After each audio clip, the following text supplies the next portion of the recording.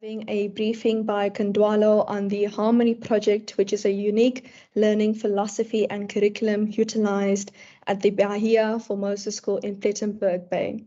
When we were on oversight for Cluster Week recently from the Western Cape Provincial Parliament, we identified this as something that we can learn from as the Western Cape. And we learned also that this is a program that are also in some of our other schools, and in particular, one school that's been doing really well lately, which we also did oversight on. And the committee then resolved to ask this organization to share with us the possible learnings and opportunities that we can take.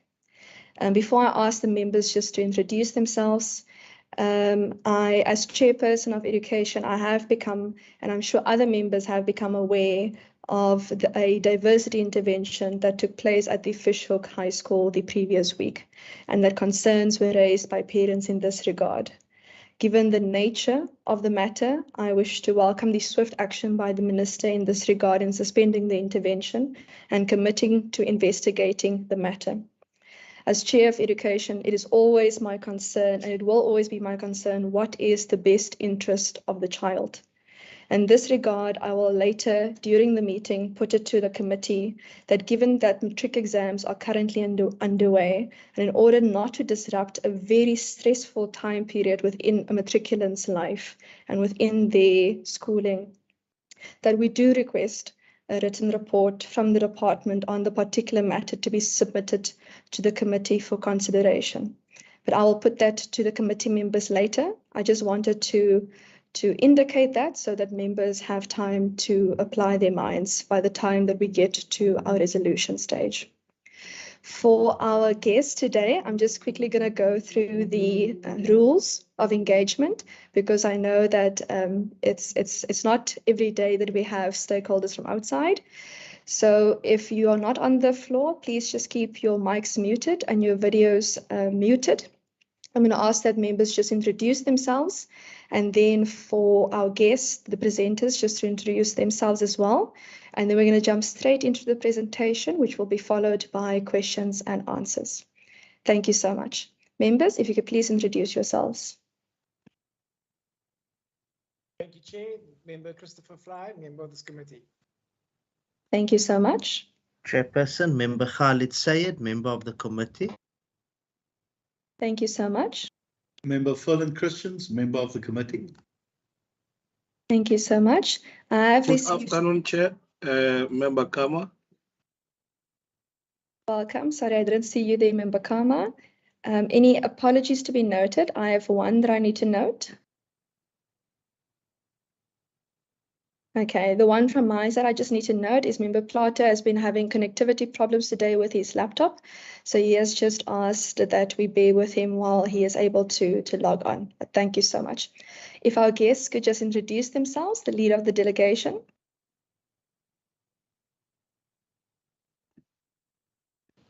Hi, I'm Natasha Wilbert, and I am the project coordinator for the Harmony Project in South Africa. Thank you so much. And hello, I am Lisa Atkinson. I am the schools coordinator for the Harmony Project in the UK. Thank you so much. And I'm John Cavell. I'm the Mr. Cavell, you just went on mute now.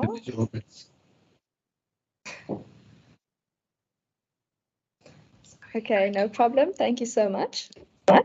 Oh, that's better. Apologies, I'm just going to mute everyone quickly. So what happens is just if there's more than one person speaking at the same time, what happens is it might create some feedback on the system. Thank you. You may go ahead.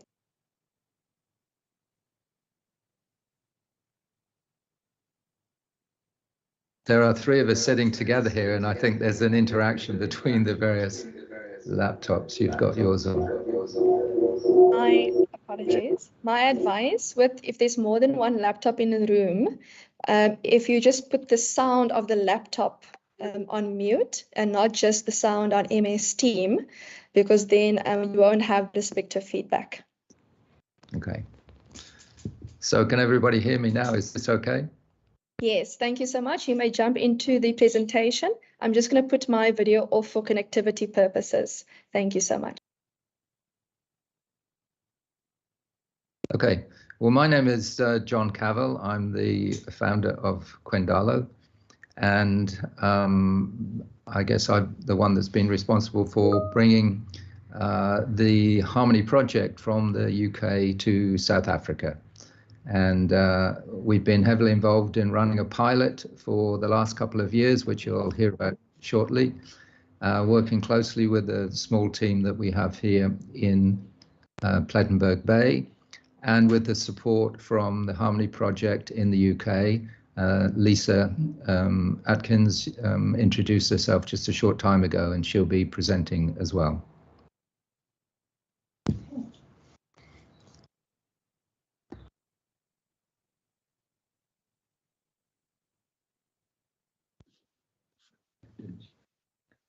Hi, Lisa.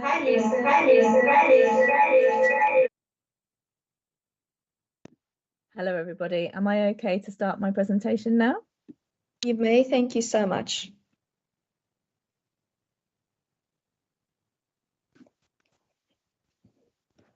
Okay, can everybody see that okay?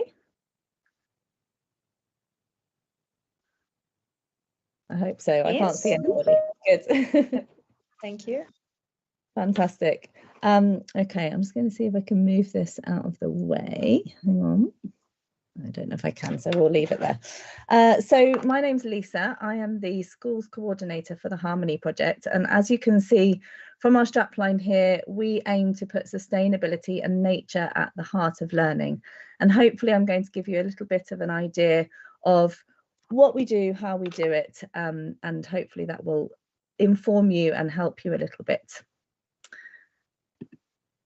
Okay, so just to begin with, to say that values really are the bedrock of harmony, because if our children who are learning in schools don't understand these values, then they won't necessarily have that understanding of how to look after our world. They need to understand how to love, how to trust, how to appreciate, how to hope, in order for them to have a desire to look after our world.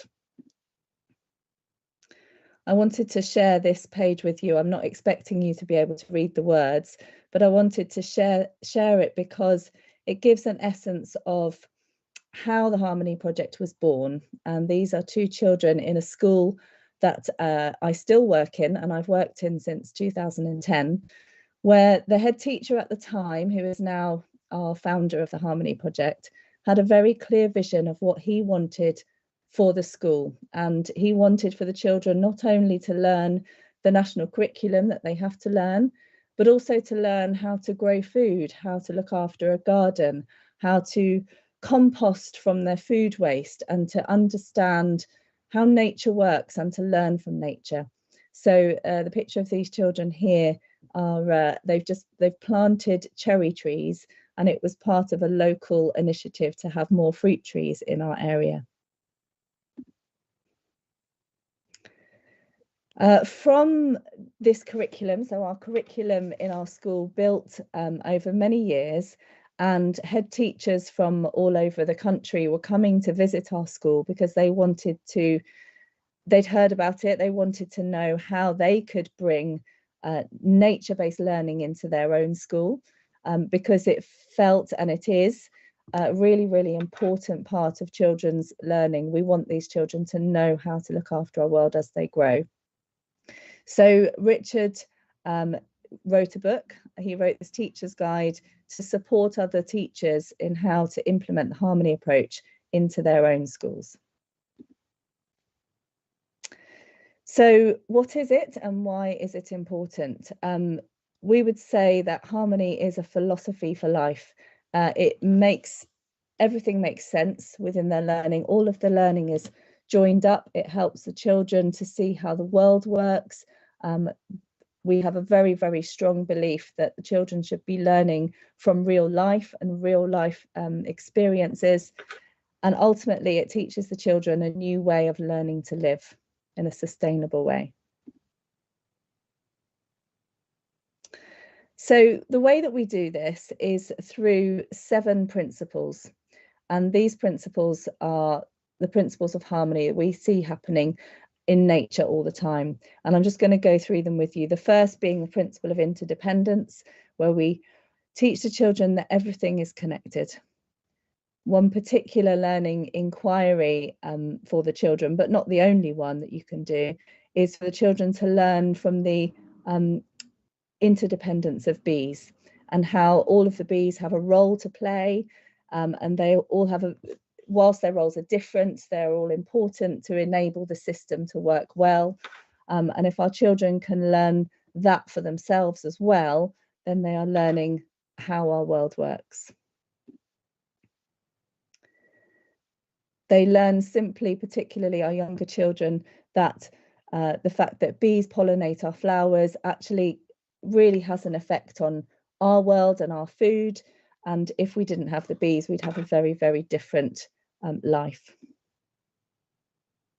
I wanted just to share some pictures of a school in Wales who have explored the principle of interdependence through an inquiry called "Why Are Bees So Wonderful?"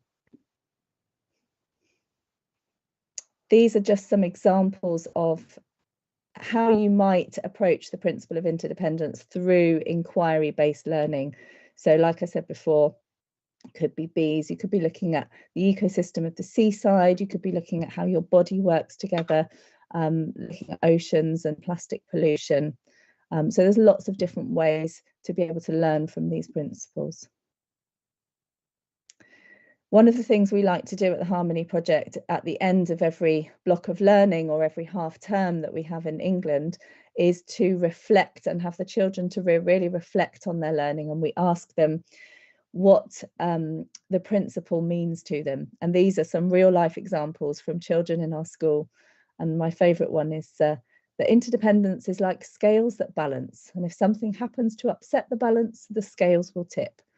And as the children are learning from these principles year on year, they're really gaining a deeper understanding of them. So the second principle is the principle of the cycle, and having children really understand that our world is full of different types of cycles. And actually, if we as humans are interrupting those cycles, it can have a big impact. We have the cycle of food growing. This is something that we really value in our work, and is particularly important as children are growing, that they understand exactly where their food comes from, and how they can incorporate food into a cycle of learning. So they start with the seed starting to grow. They would then harvest it, and we want the children to be part of these processes all the time, ready for the plants to reseed, to start that cycle again, and understanding that a cycle is a model of sustainability. It's a system that works within nature. These are some examples of how you can take some inquiry-based learning through the principle of the cycle. And as we have, I'm sure everyone does here, have very busy lives, we need to remember that the first people in our world really understood how to live in harmony with nature. And this is something that we need to learn more from, and come back to that a little bit more in order to rebalance our world. So the next principle is the principle of diversity, and celebrating that it's good to be different. And actually, by having diversity, it makes the system much more resilient. This is a beautiful wildflower meadow in a school in Dorset in England that the children planted, and they look after it, and they have an understanding that not only is it a beautiful wildflower meadow, but it's a home to many, many different creatures within their school, and they take pride in that.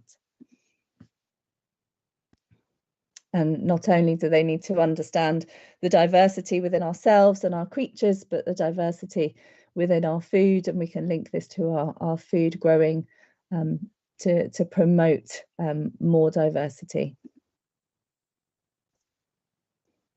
And this is a display of paintings. Obviously, you can see inspired by Picasso, but really just to highlight the fact that we are all different, and that it's important that everyone appreciates and values the strengths that everybody has.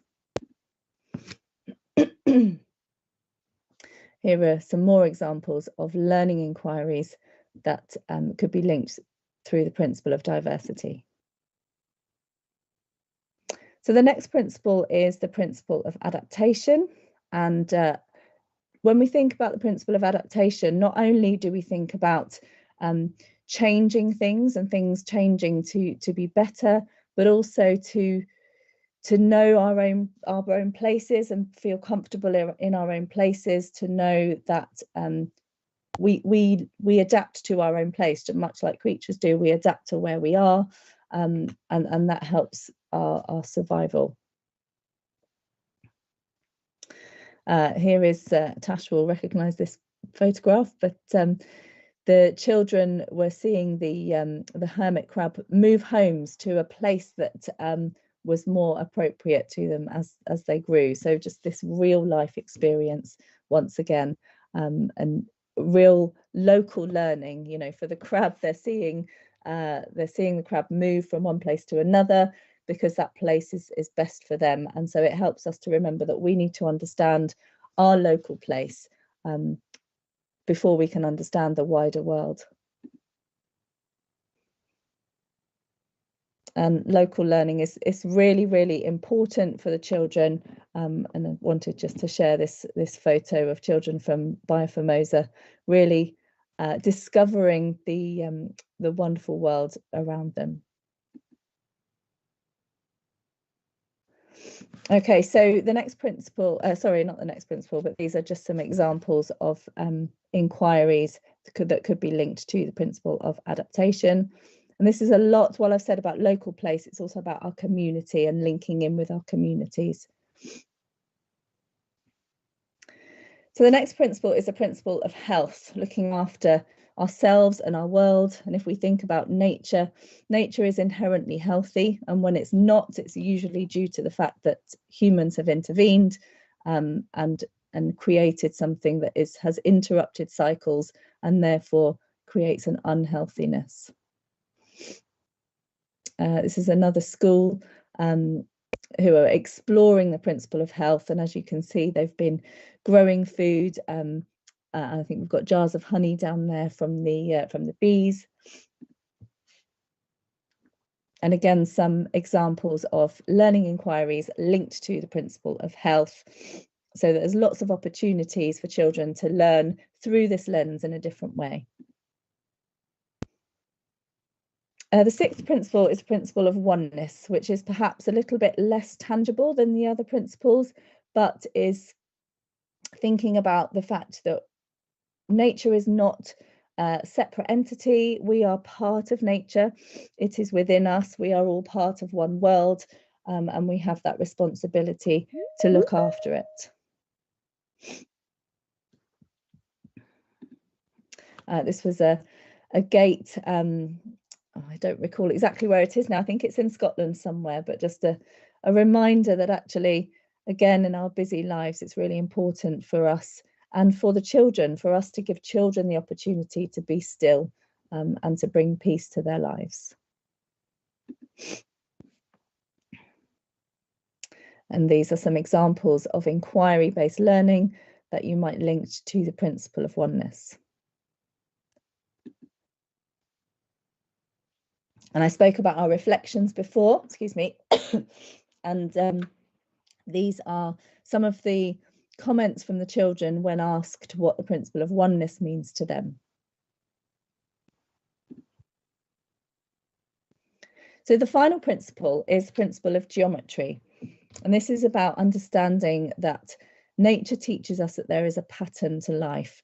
And when we start looking at this with children, it can be really, really fascinating. They start to notice their world in a way that they never did before. If we look at the patterns of the starfish, for instance, here we can see that we've got 5 points. So then the children start to think about, okay, where else do we see 5 points? We might see 5 points within a flower. They might think about their own hands. We can then start to introduce them that actually, let's go back, we have the flower as the micro form there, but look at the orbit of Venus orbiting, of Earth and Venus orbiting the Sun, creating that same pattern. We can really introduce the children to some of the wonderful geometry that is around us all the time, and we can quite easily walk past it and not give it a second's thought. Our children at school learn about Fibonacci spirals. So they learn about that sequence of numbers and how it creates this spiral within nature. And they start to see it even in their own fingers, they see it in their ears and in lots of different places as they are even just looking around our environments. And I wanted to share with you some real life learning, because our approach is all about real life experiences. And these are children in reception, so they are aged 4 and 5, beginning to understand patterns that they see within nature. So they're looking at the hexagons of the beehives.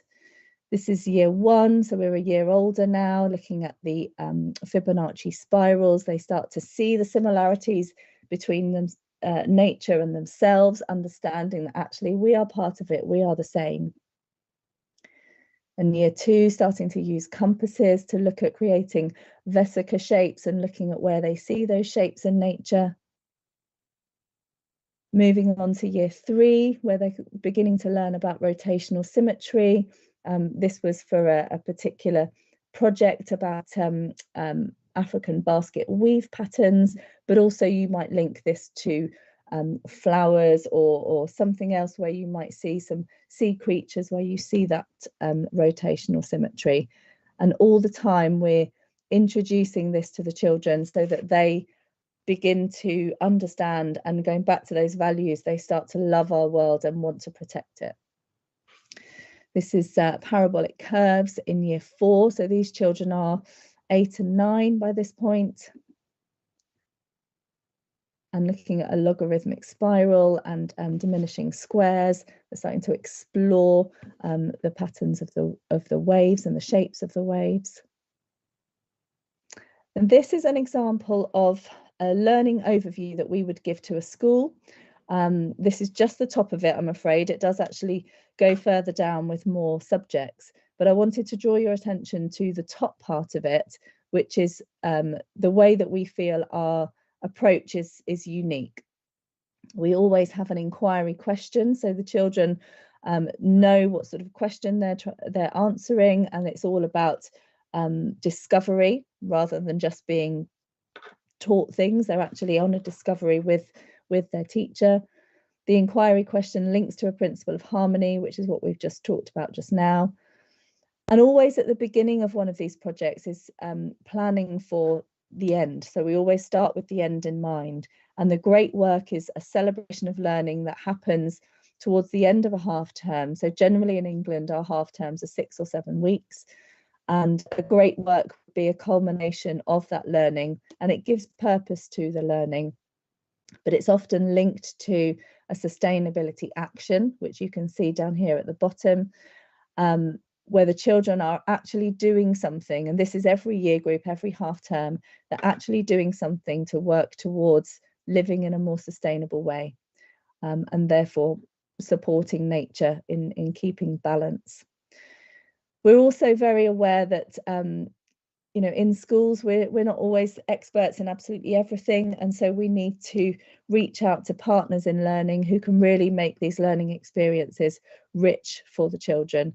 So we always expect our learning overviews to include partners who can come and help to give those real life experiences. This is just an example of an infant school in England who have taken on the harmony approach and adapted it to their own school. So they've come up with their own, I suppose, acrostic poem, but it acts as like an ethos for their school. And I wanted to share with you a little bit more of our international work. Here are some children from a school in Costa Rica, and we've been working alongside the Eden project with this school to create a project for them which is based around the mangroves in their area. And we've had a lot of very good feedback from the teachers there, saying that not only are the children learning so much more, but even they are learning more about the place around them and more deeply about how the mangroves are actually supporting their lives in Costa Rica. This is a school called the Midgard School in Ukraine, and we've been working with them for a little while now, and they are implementing the Harmony Project approach into their school. And they see it not just about learning from nature and sustainability and the importance that that brings, but they see this element of bringing everything into balance as a message of hope. Obviously, they've been and are going through an awful time, so they see this this way of learning as a message of hope for their country. And I wanted to share with you, this is a page from the Teacher's Guide, which just summarizes really how this learning approach is going to create a sustainable future, because we can see that nature is the best teacher. Nature teaches us to work systematically. It teaches us to think in cycles and live well. These are all these things that are linked directly to those principles that we are helping the children to learn from through their inquiries of learning. And coming towards the end of my presentation now, I wanted just to share with you that we have launched an accreditation scheme. So schools are able to submit, I'll tell you about the things that they are expected to submit, but once schools have begun to implement this learning approach in their school, they submit their application to us and we are able to accredit them as a Harmony school. And then give them a beautiful certificate and a logo that they can promote their school with. So just to give you an idea, the accreditation is a simple 3-step process. A school would submit to us their planning, which can be in our format or in their own format, but with all those unique features of the Harmony work within it. The next step would be that they would provide us with evidence of their great work celebrations, so that we can see that that learning has meaning and is purposeful towards the end of their half term or their unit of learning. And finally, they would submit their reflections. So ensuring that they are always having that reflective approach to ensure that they understand where their children are at, where the understanding is, and how they might need to move forward with the learning next time. So thank you very much for listening to my presentation today.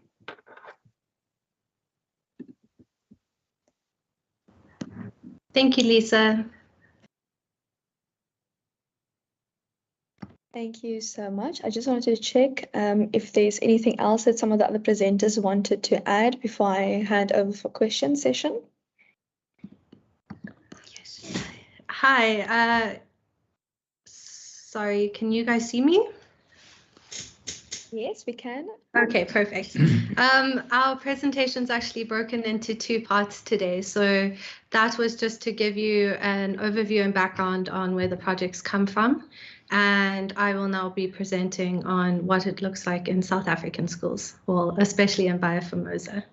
So thank you so much. Great. Let me share. Thank you. I don't know how to share my screen. If you click the share button next to the leave button at the top, it should give you options as well on MS Teams. Sorry, we had some technical difficulties, so I'm on a new laptop. I am not John Cavill, by the way. No problem.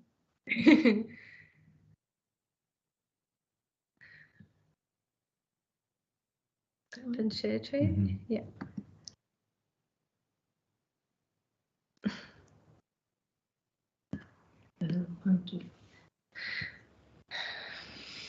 Hold on.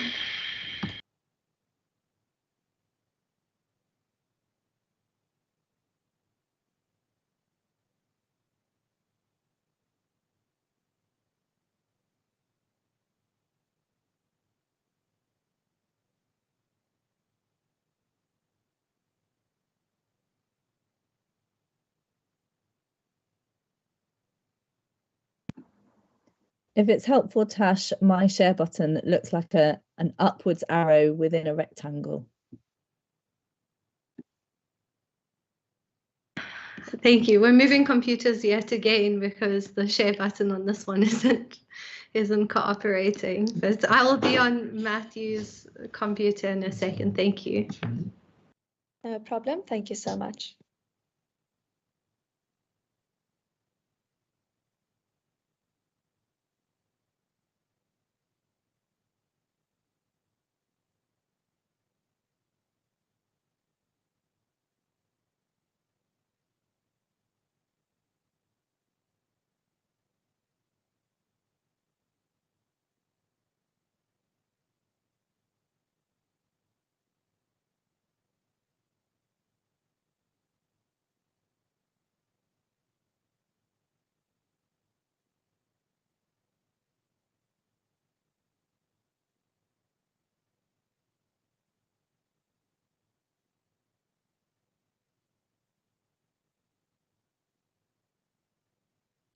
While we're trying to fix this technical problem, maybe we could take some questions that relate to the Harmony project as it stands and was developed initially in the UK.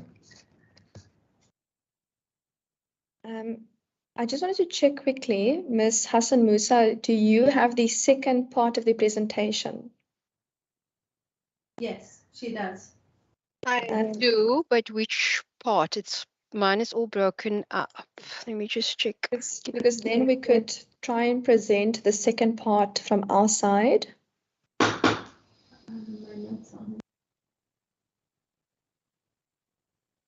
Computer. I have creating educational introduction.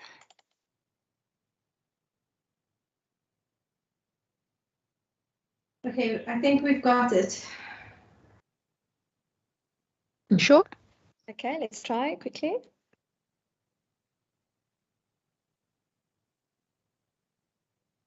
Great. Yeah.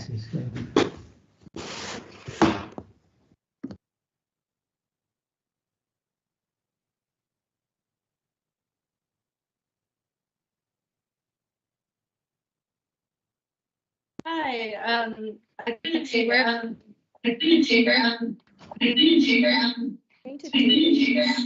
just going to put Mr. Cavill's computer on mute. Apologies. We're playing a bit of musical chairs here today. Thank goodness we had 3 laptops in the room instead of just 2. But thank you for your patience and for joining us today. And thank you, Lisa, for giving us a great presentation on the background of the Harmony project. We've probably got a minute to go on loading my presentation on the side. But in the meantime, I will just say that we've enjoyed about a 2-year partnership with Bioformosa Primary and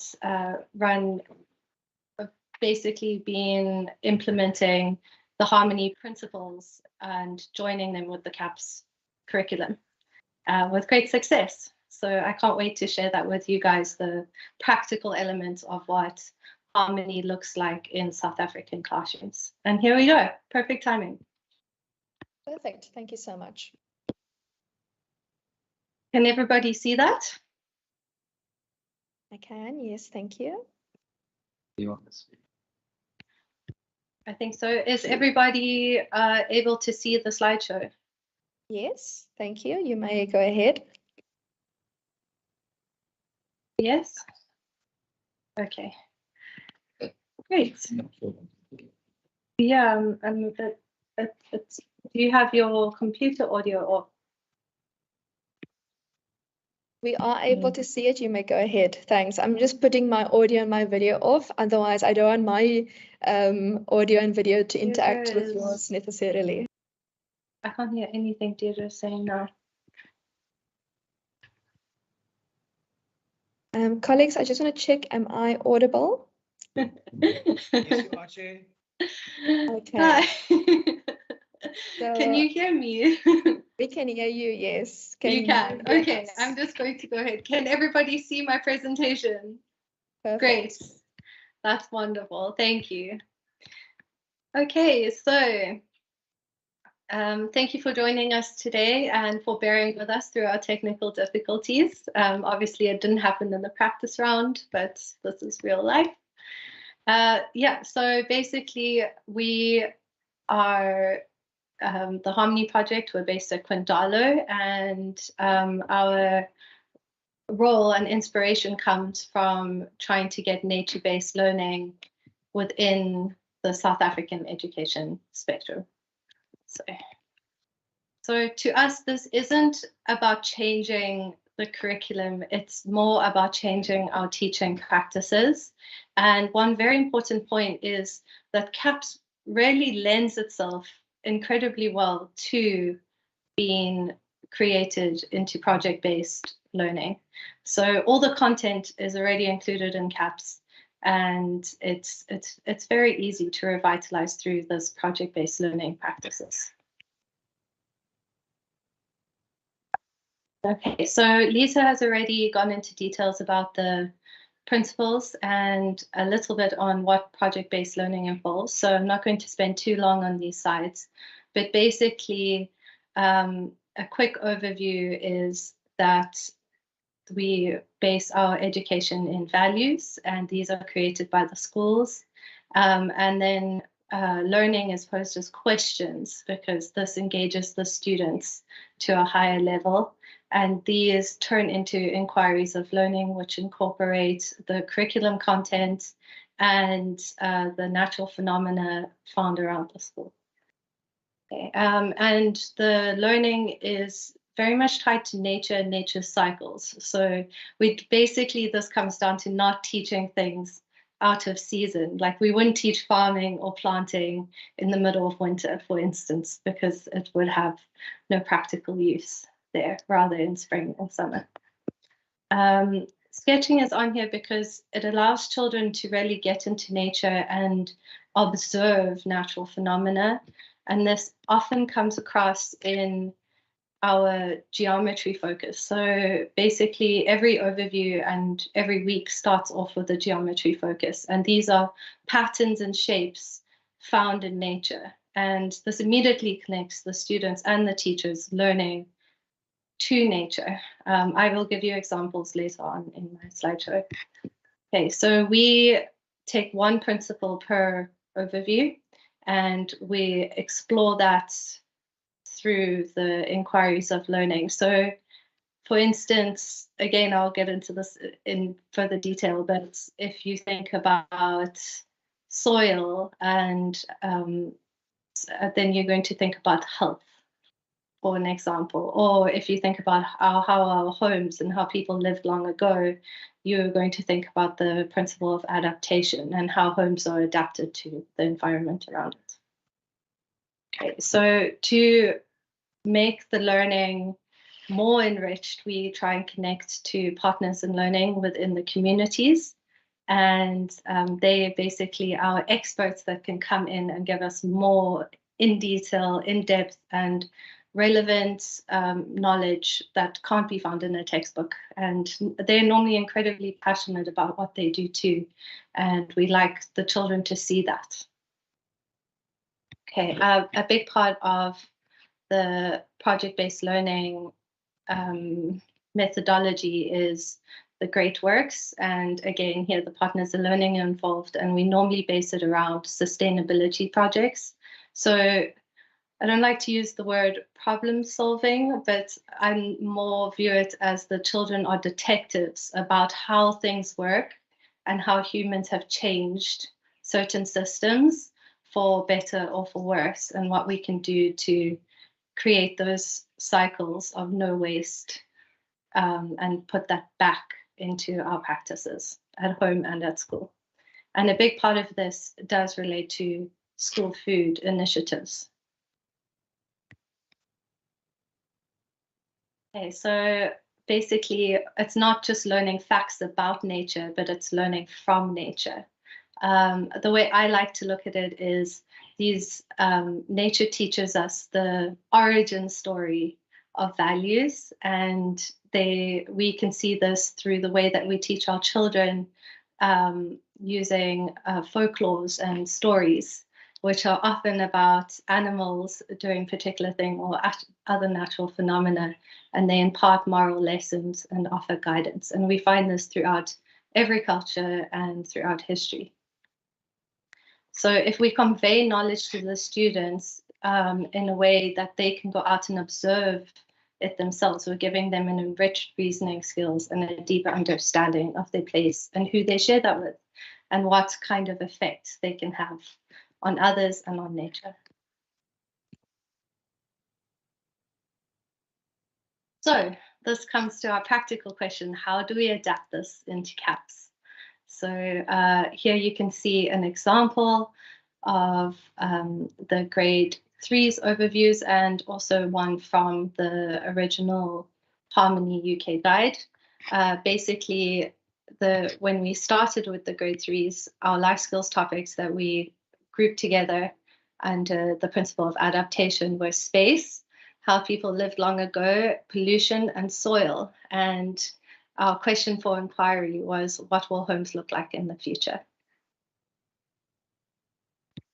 So Sari, the headmistress of Bioformosa, invited us in halfway through 2001.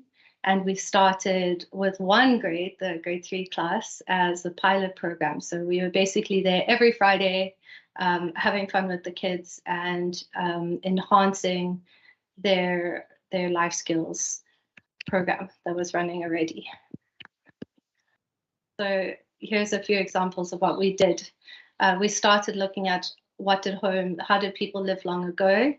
And basically our geometry focus was the circle, which occurs over and over and over again in nature. If you think about the sun or the moon, or here is a tree stump, and basically how you tell trees age is by looking at the rings, the tree rings.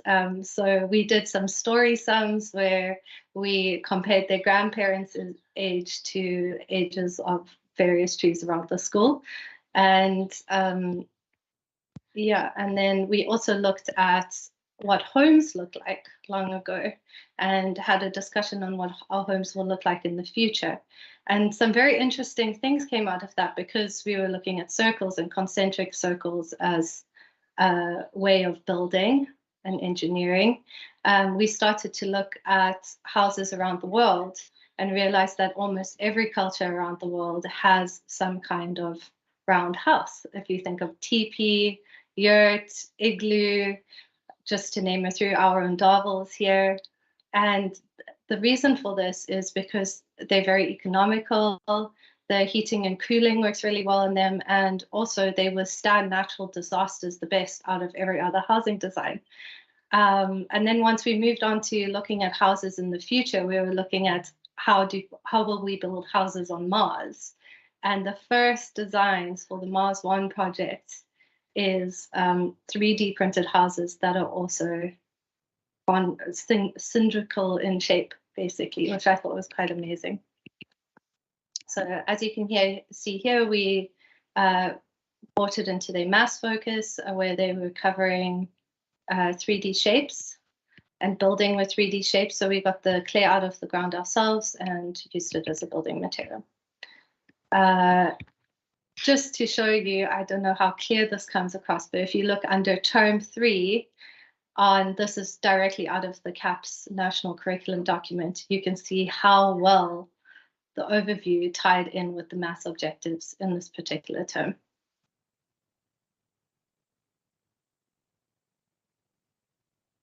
So in terms of the other important part of project-based learning is linking it into our localized learning environments. Here we have such an abundance of ecology in the garden route, and basically a huge portion of our learners at the school come from fishing communities, and then there's a cave on Robert where they go fishing that has dug down to the midden of the old Strandloper communities, and you can go in there and you can see how they lived long ago.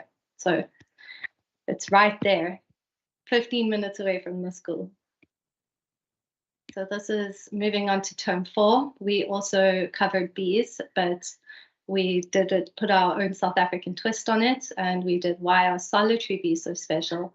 The reason we pick solitary bees is because in South Africa we have close to 1,300 different types of solitary bees, and they're actually better pollinators than social bees, the ones that live in hives.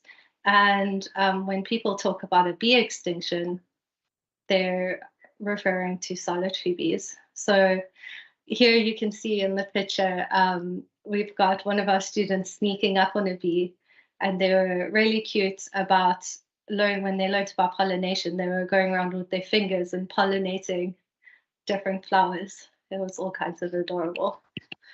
Okay.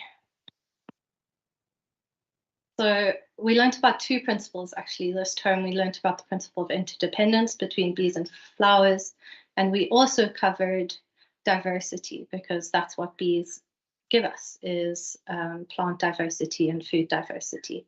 So this was an example of the next geometry focus, which is called the vesica shape, which is made when 2 circles interlock, like on a Venn diagram, for instance.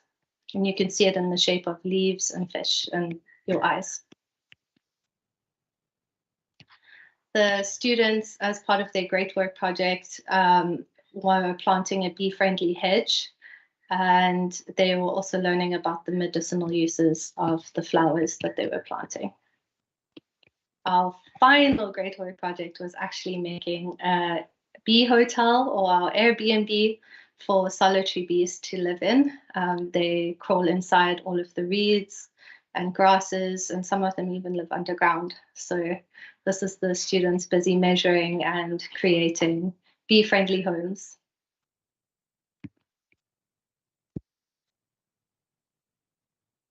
Okay, well, in 2022, at the start of this year, we had a second grade join us. So we have our grade 4 class, our grade 3s from last year, which we will continue on with, and our grade 2s joined us, 18 new Harmony heroes.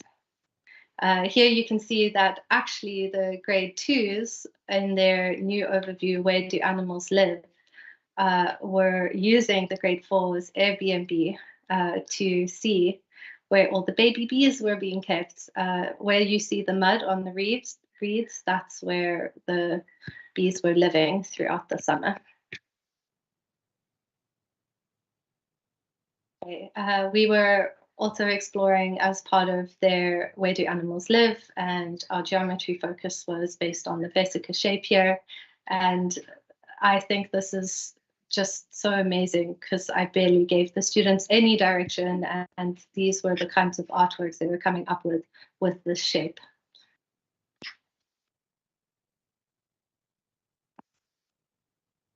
So our principle we're exploring through Where Do Animals Live was the principle of adaptation. And in the CAPS curriculum, Life Skills, they discuss the idea of camouflage.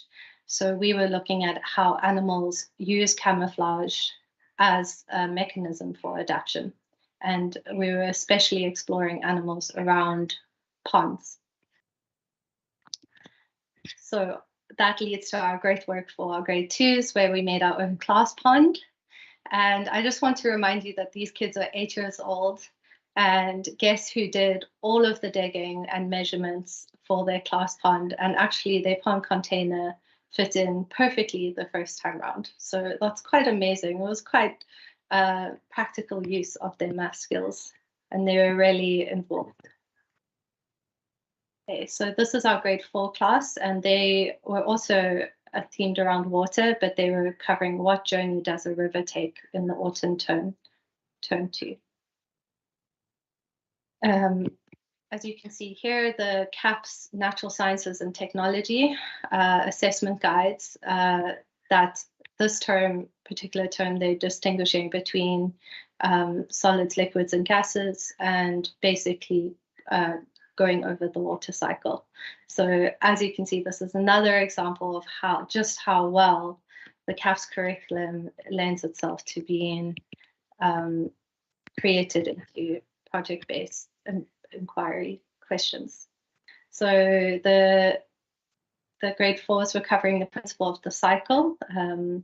And here our value reflection was quite interesting. We were talking about the difference between emotion and behavior and how they create cycles. Basically, if we have an emotion and we act a particular way, then other people respond to us a certain way, which can also cause an emotional reaction. So we were paying lots of attention to that. As part of our focus, we put up a rain gauge at the school, and the students collected the rainfall data for the whole of autumn and winter, which in turn creates quite a useful set of data to be used in maths when the students need to create graphs or basically do any kind of maths topics. They have a data set to refer to and to use.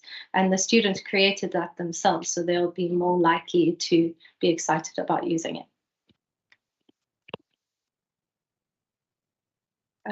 This is a picture of the grade 4's great work, or the start of the grade 4's great work. Basically, we use their classroom roof as to biomimic a mountain slope, and the rain gutter collected the groundwater in a container for them.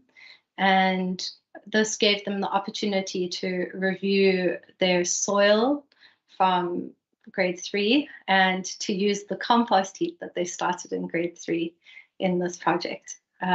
Yeah, so once the groundwater was full, it basically overflowed into a mountain pool, and then from there the students built a river system to our bathtub lake, all the material we collected in the forest next to the school. So here you can see the students, after they measured, were busy digging quite a big hole for that bathtub next to their classroom. So just to give you an idea of what we see as educators in these projects, this is the kind of practical maths element that's involved in something like this. So we took string and sticks and we basically measured the height where the water was going to be flowing from and the distance to the bathtub lake to create a downward slope. So basically the gradient. And the children did this extremely well. So here you go, that's our project a little bit further along. What the students realized is that without plants, there was a fair amount of erosion every time it rained, and all the stones and soil kept slipping away. So they realized the importance of having plants around their river system to hold that ground together and also to filter the water.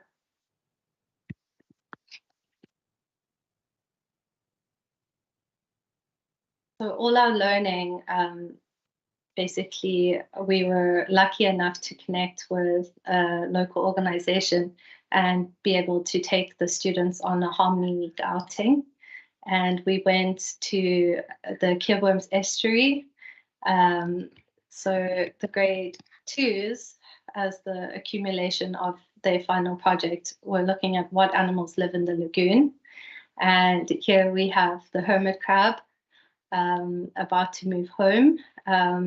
Basically, part of my preparation for this outing was to research current lagoon animal issues. And I thought they would be tied to fishing and pollution, but luckily our own ecological associate Matt informed me that the hermit crabs are actually currently experiencing our housing crisis. And the students, after watching the hermit crabs fight over their shells, were trying very hard to solve this hermit crab housing crisis by offering them various shells, and they realized through this that there's certain shells they should take off the beach and other ones that they should probably leave behind for the hermits. Okay, our grade 4s at the lagoon we started the overview and the term with how rivers start, so it felt very appropriate to see where do they end. And again, we were lucky enough to have an estuary and a lagoon right by about 10 minutes drive away from our school. So we've got an abundance of nature. Okay. So like I said, it wouldn't have been possible without our partners in learning. Here we connected to a local surf school who provided the instructors and all of the equipment that we got to use at the lagoon. So now that you've seen it in action, I just want to share some of our amazing results with you. Here you can see that from 2019 to 2021, the grade 3 maths results went up from 32% to 69.2%. So I think that's quite an incredible difference. And our language results, English results, were even better. So they went from 24% to 84.6%. So I know we joined the school during this time frame, but I think the most important person who's made the most difference is Sari, as she joined the school in 2019 and has been there for 2 years. So all the kudos go to her, but we are still kind of working on our own assessment criteria, but we like to think that we helped in some small way. Okay, beyond academics, our teachers have really noticed a difference in their students. So I'd like to give you a minute to read through some of their quotes. I will say that my best one is "A new world has opened for the learners.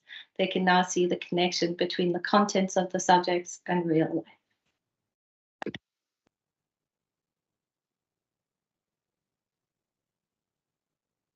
One of the other things that came out of our projects this year that were themed around water was a school-wide project on, or a school-wide concert that happened last week, Friday, actually, on the cycles of water. And it was a very special event. So the other thing that was a huge milestone for us this year was running our first ever Harmony teacher training workshop with all the Bioformosa teachers, and we got to do it at the Kwendalo Institute and test that out, basically. Hopefully we'll run a few more next year.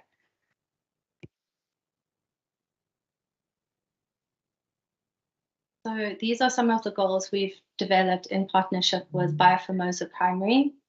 The first being becoming the first ever Harmony accredited school in South Africa.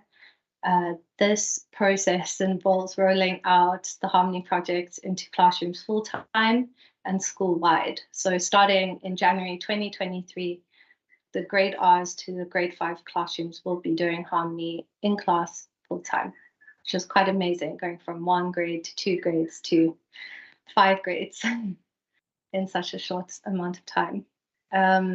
This will also involve more teacher training opportunities and support, and developing a training program which will be ready to extend to other education centres in the future. Part of this process is developing the living learning spaces within the school space and being mindful of what we have available to us. As you can see probably through my slides, we are experts of making do with whatever we can find and collect and create, but hopefully we'll be able to do more amazing things like this in the future. And developing these gardens to me is a huge part of the Harmony way of learning, because it's the epitome of the principles in action. and vital to reconnecting to nature and reaping the benefits.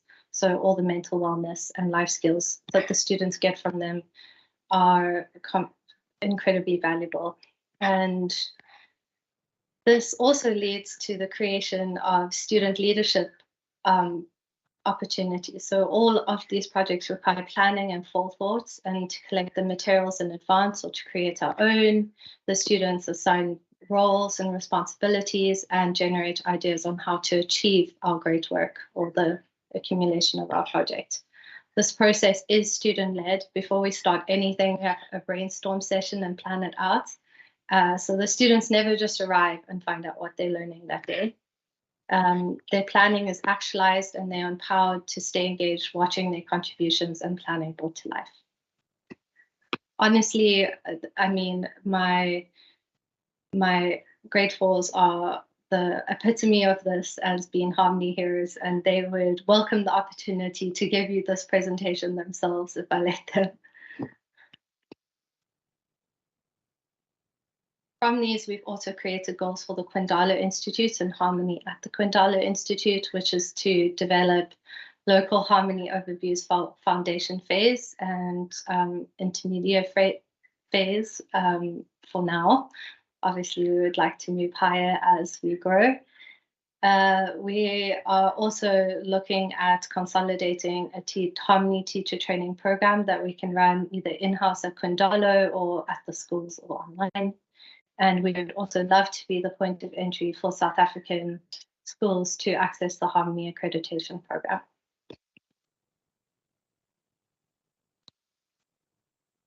Which brings us to the challenges. So one of our challenges has to do with basically the capacity we currently have. So basically the capacity of the schools, and we want to support them as much as we possibly can through that. And a lot of that comes down to having enough funding for the materials or for developing the learning opportunities. Yeah, and I know number 2 sounds really funny, diversity, but for us, basically, we're dealing with where South Africa just has such an abundance of diversity, both in nature and culturally, and with all our languages, that it creates quite a challenge to make sure that the learning is happening in place and relevant to each place, when you can drive 2 hours in each direction, even in the Western Cape, and be in a completely different biome or area. And yeah, we would just like to offer support to all of the schools in a very meaningful way to ensure the longevity of the project. And I also think that sometimes NGOs and schools operate in isolation from each other, or almost competing. So it'd be nice to come together and to share our resources so that the right kind of learning is taking place in the schools.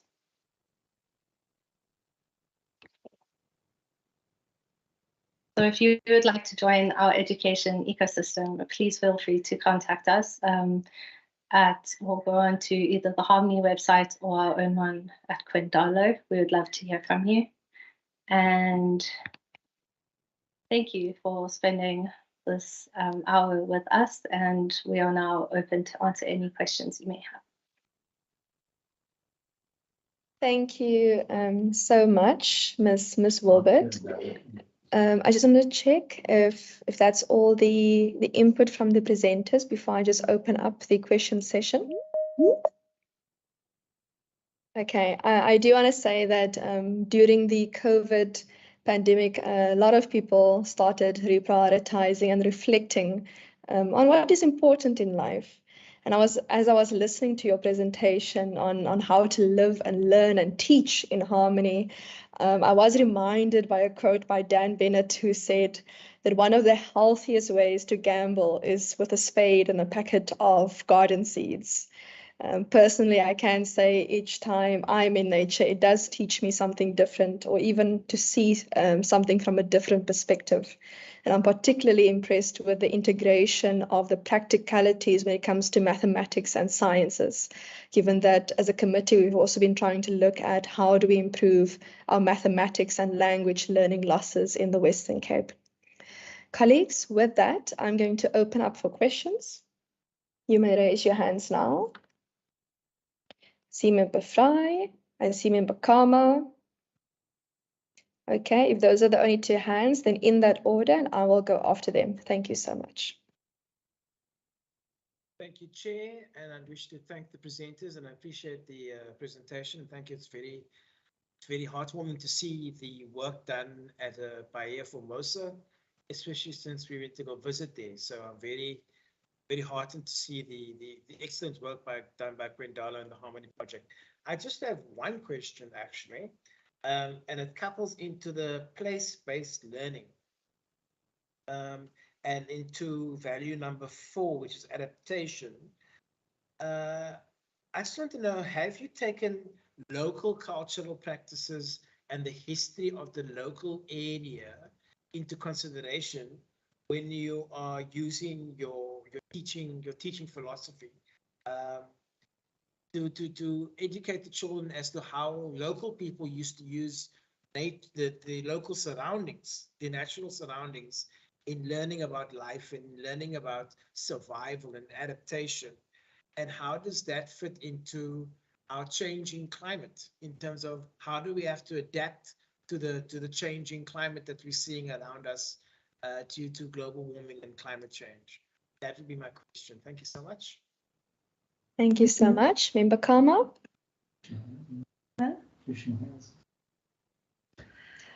I'm just going to ask, apologies, I'm just going to ask that I take all the questions first, and then you can deal with the respective answers. Thanks. Member Karma, you may go ahead. Thank you very much, Chair. I actually have two questions. One question, I was going to pose it to you as a side issue from the presentation. I wanted to understand whether we're going to get an opportunity to engage your introductory remarks you have made around the Fishhook High School. That's the question that I wanted to ask to you. But the other on the presentation, I want to welcome the presentation, Chair, and indeed, as you said, that this is quite refreshing, you know, especially under the economic conditions that we find ourselves. Now, I want to ask whether, looking at this project and its future, is there a sense of trying to engage the business sector, which is your private sector, around its involvement? Because I think any learning that we do now must respond to how do we reconstruct and rebuild, recover the economy of our country in general, and ensure equal participation as we move. Because young people will it's just this one question, Chair. Young people will now get an opportunity to view their environment differently and see how do they use that environment to participate in the economy. But reality, it is still closed. So is there any thinking or work around engaging the private sector business to be fully involved and ensure that it opens the economy to greater participation from those who would have received learning through this program? Thank you, Chair. Thank you so much. Your first question I can answer now quickly. I did indicate in the beginning of the meeting that I will put it to the committee during the resolution stage. We will be discussing it. Member Karma, are you satisfied with that? That there is still the approach that we'll be taking? Yes, I am. Thank you very much, Chair. No problem. Okay, and then I will just go to my questions regarding the presentation. Okay, so my first question is just how many schools are you currently assisting? Is it just Bahia Formosa, but are the other schools either in the Western Cape or in South Africa that you're also doing this program with?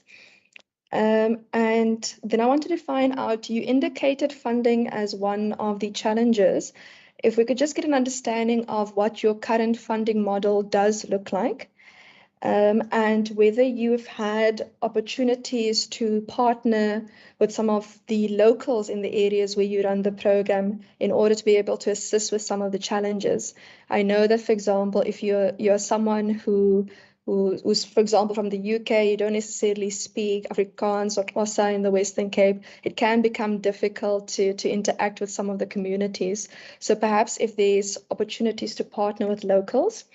And then you were a little bit fast for me for the increase in the pass rates, the pass percentages of the mathematics and languages across the years. If you could just repeat those for me as well. Thank you so much. I hope you got all the questions. I tried to write some of them down as well as we received them in case it was a little bit fast. Thank you so much.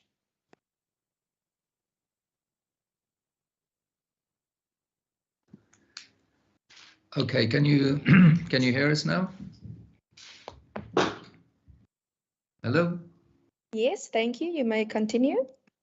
Okay, so this is John Cavell, and addressing the question about connection to the business sector and the general funding. The funding for this project at the moment is coming from a combination of funding from the Harmony Project in the UK, but also personal funding from myself. I'm very passionate about this program being introduced into South Africa. I've seen the benefits of it.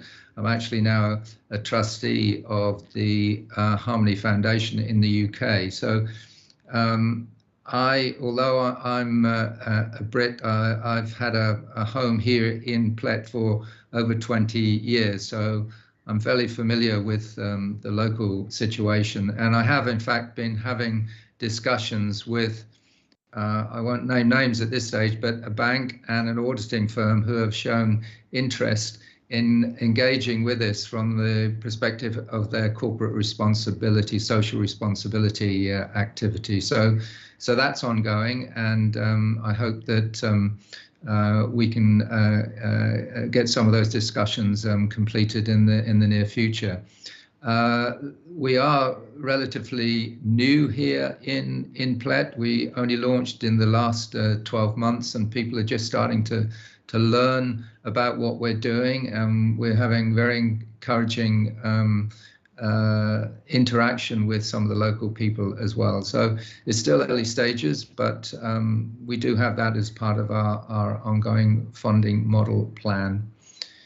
There was, as far as the community connection is concerned, we've had our local mayor down here on a couple of occasions, very supportive in what we're doing and introducing me to various entities in the local area. So, as I say, it's still early stages, but we plan to develop this further in the coming year.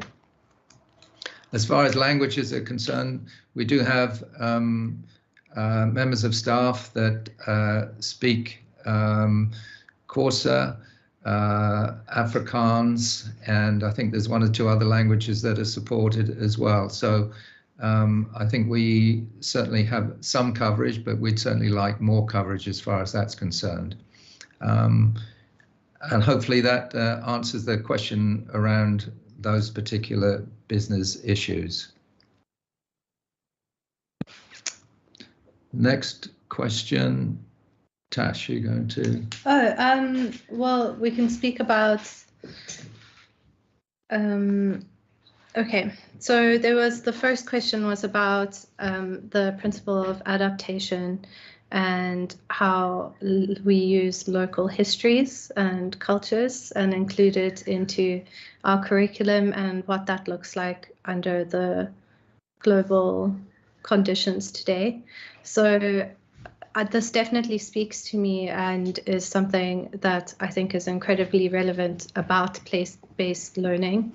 And the challenge of diversity is because every place has a different cultural history and is adapted differently. But basically what we try and teach students is that cultures and homes and people adapt to their local conditions and geography. So one of the ways we did this with the grade 3s was looking at what building materials are readily available in certain areas. For instance, in the garden route, we have an abundance of wood, and the pros and cons of using wood as a building material, like if we have termites, for instance, and just using those as factors, or living in caves.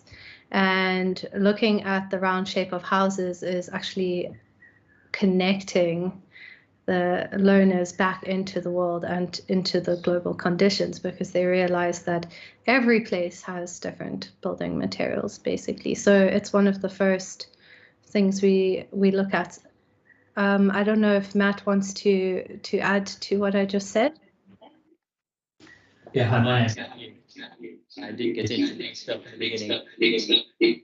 I'm an associate of the Quendala Institute, been helping remotely.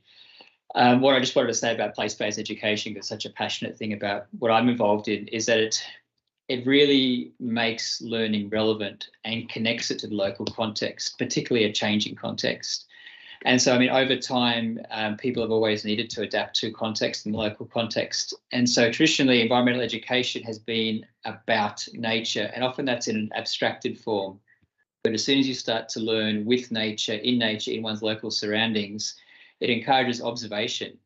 And so what does climate change mean in our school? What does it mean in our communities? What does it mean in our area? So it takes an abstract concept which may not be familiar with learners in their lives, and brings it home. And therefore, it's encouraging continuous observation. Is rainfall changing?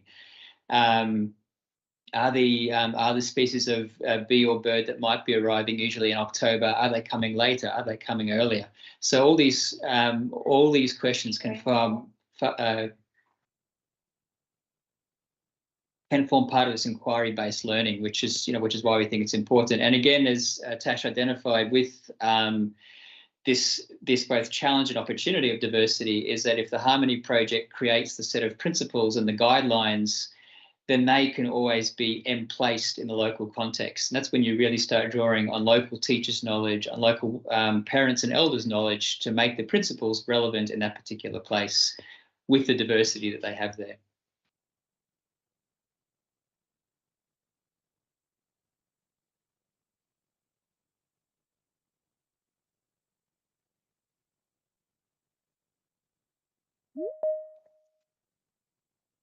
I just want to check, Ms.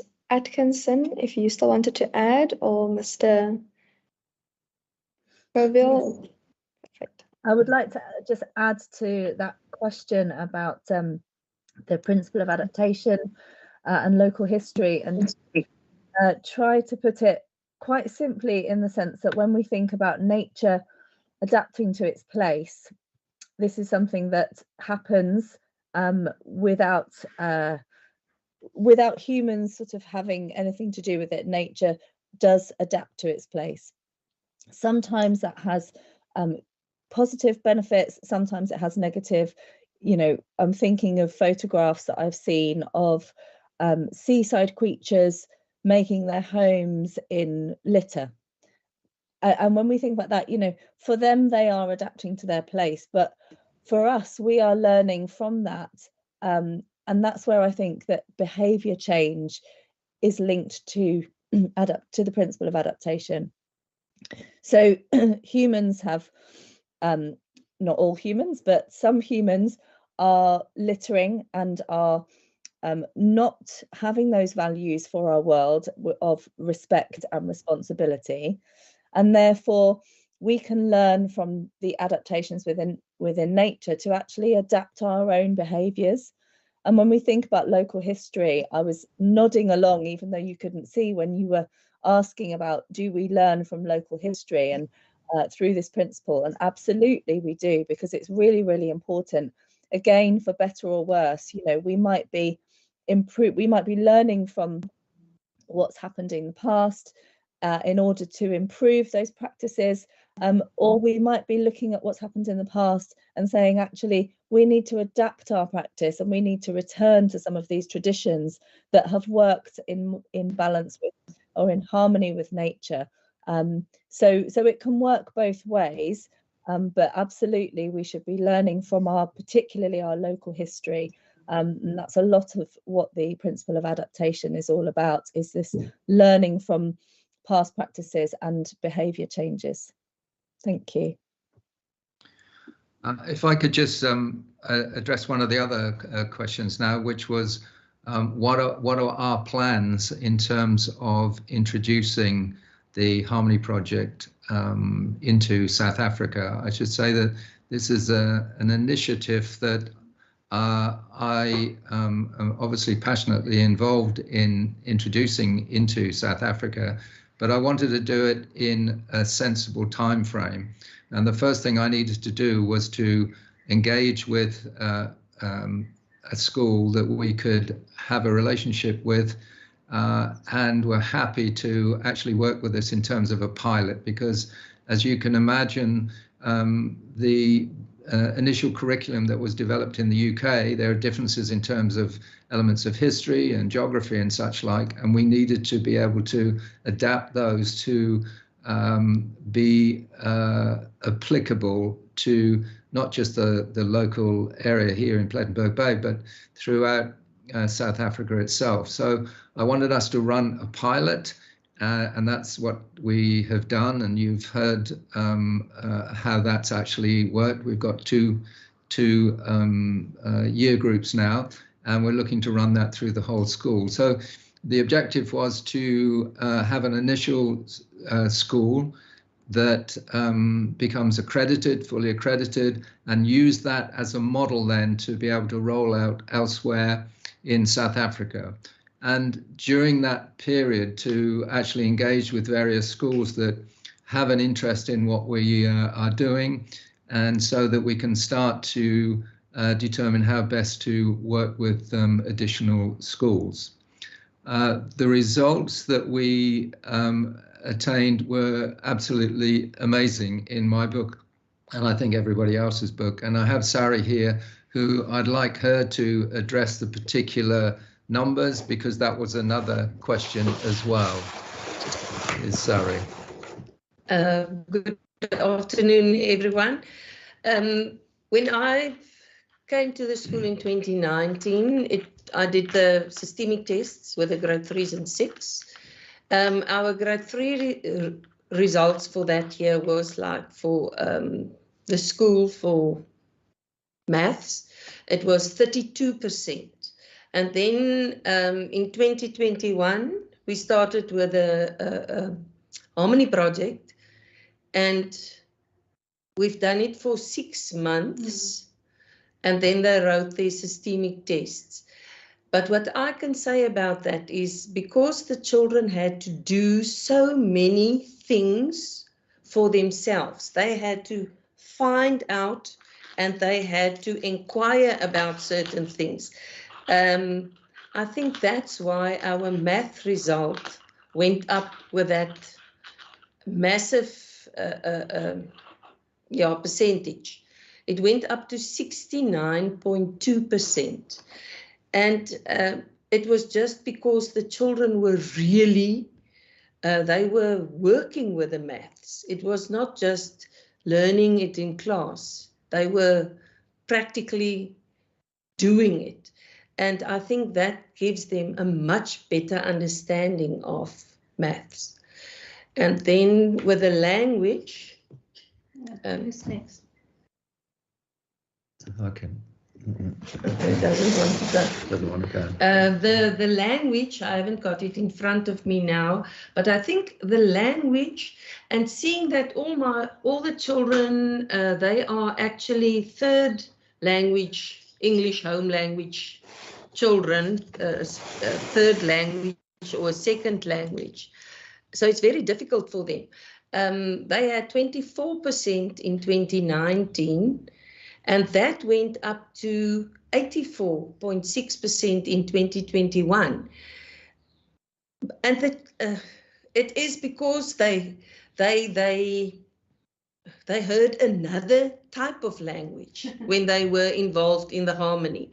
They heard words that I've never heard before. So they really learned another type of English, and they used the English by having to solve problems. They had to talk a lot about the things that they were doing. So I think that really placed them in a total different level with their language. That's what I can say about. And I can just add on. We're talking about the principles all the time. And I've said it when you visited my school, that the change in the child as a person, that's if I compare it to other children, because at this stage there are lots of other children coming to play soccer at my school, and I look at my children and I look at the other school's children, there's a definite difference in them as people. That's all that I can say. Thank you. I just want to summarize that, because when we look at the impacts of this project, it comes down to better learning, better life skills, and better well-being. And you've just heard about the academics, the learning, you've just heard about the life skills in terms of the values and being better people, character building, but we haven't spoken about well-being. And I'm not going to speak long because that wasn't a question, but we should not underestimate the importance of nature-based learning for well-being, particularly mental health and well-being. And it's a big part of the academic research that I do now.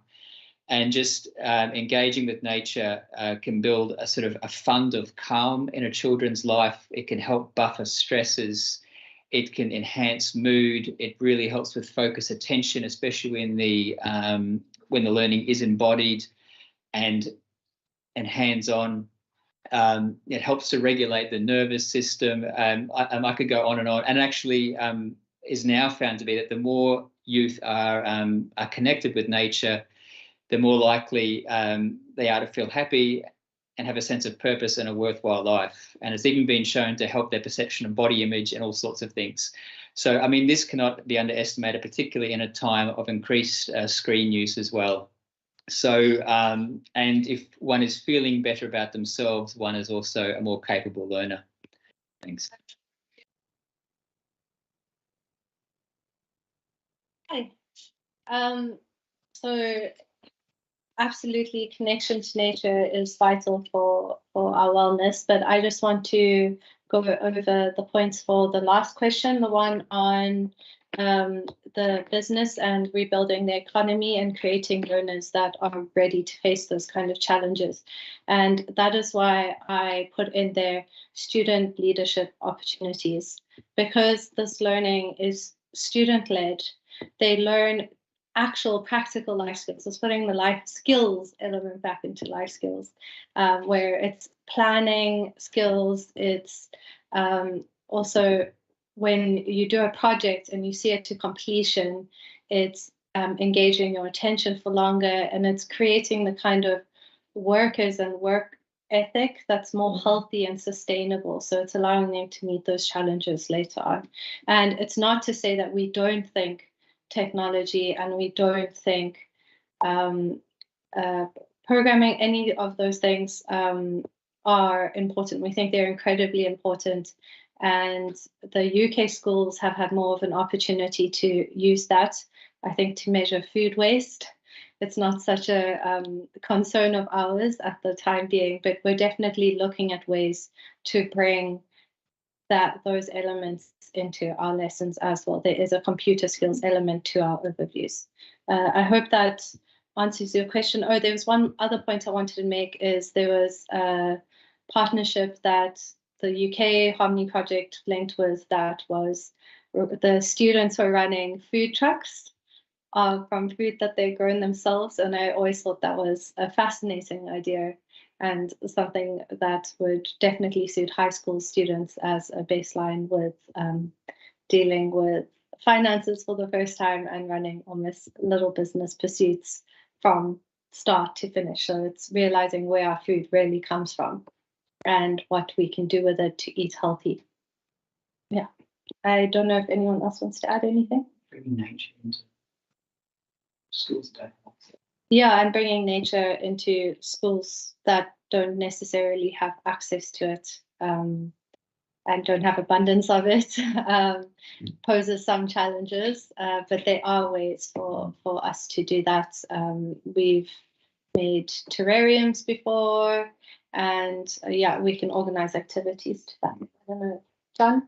Yeah, I just wanted to add that here at Kwendala, we have a farm where we can actually bring children to see firsthand what happens on farms. But the school itself is actually developing a small part of their grounds into vegetable and food growing applications. Now, we're very fortunate here down in Plett that we have all this space to do that. But I should say that there are many schools, certainly in the UK and elsewhere in the world now, that are taking on the Harmony project that are not urban schools or city centre schools and have no greenery around them at all, and having to create mini gardens, if I can call them that, just patches of green where they only need to be able to grow a few vegetables or a few plants of one form or another to actually learn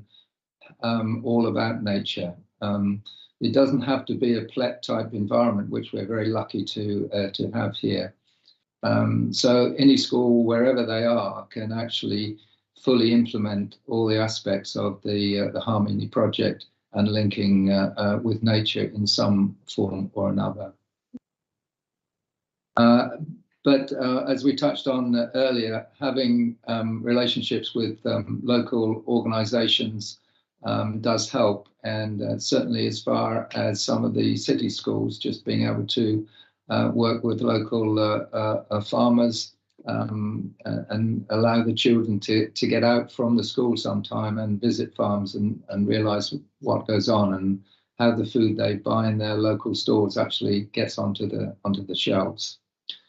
So I think that's probably covered everything we wanted to be able to say. I hope you've all found it useful and informative, and we'd certainly welcome the opportunity to engage with your group and to learn more about what this whole program is about and how we might be able to get involved with more schools in South Africa.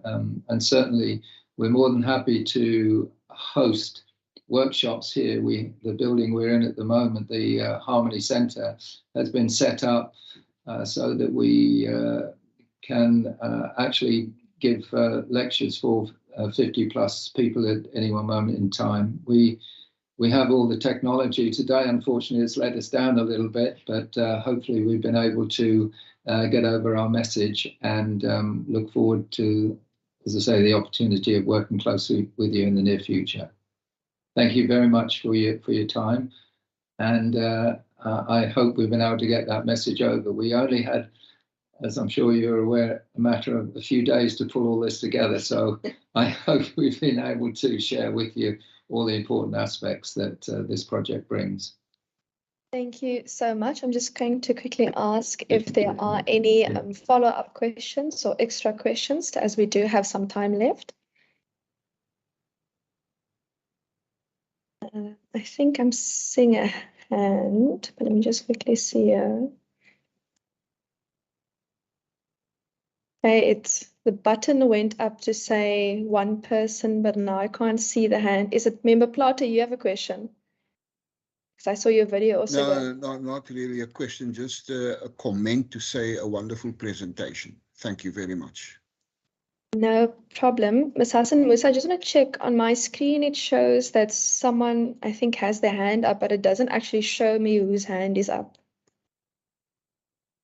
Okay, I'm only seeing on hold from ICT, and that's it. There's no hand up. Okay, so maybe the button is that someone went on hold. Okay, no problem. Yeah. But if there are no other questions, I would like to thank Mr. Koval and his team for being able to brief us on this. It has been quite inspirational. And having been to the school. Hi, I'm sorry, hi. We can't actually hear you at the moment. Okay. We're struggling. No problem. Ms. Hassan Musa, are you able to hear me? Yes, Chair, you are John clear back for into the myself. meeting. That way we can hear what you're saying. Yes, let me quickly mute all, and then I'm going to put, okay, I put my mic off and I put it back on, and I've muted everyone else. Are you able to hear me now?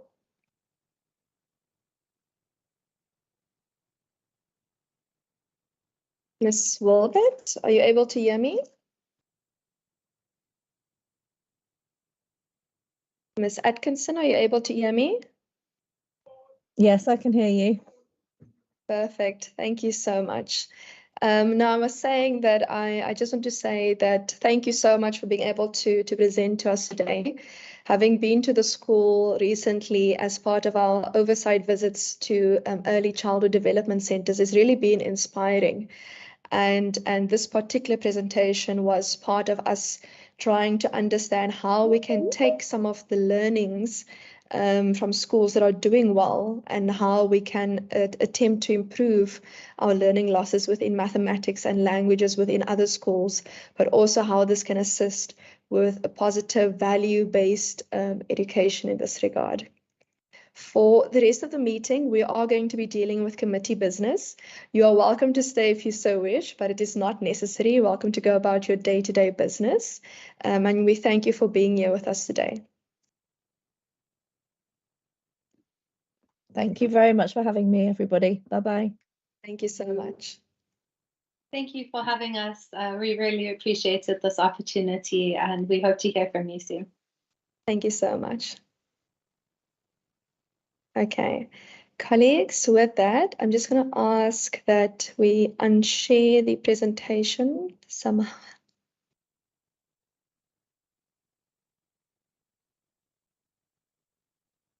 Perfect. And I know Ms. Hassan Musa has a lot of reports for us as well, which we will then follow by resolutions. I'm not sure what they did, but the presentation is not going, even with me sharing. Just hold on, I'm going to try again. Perhaps try and click the take control button of the meeting.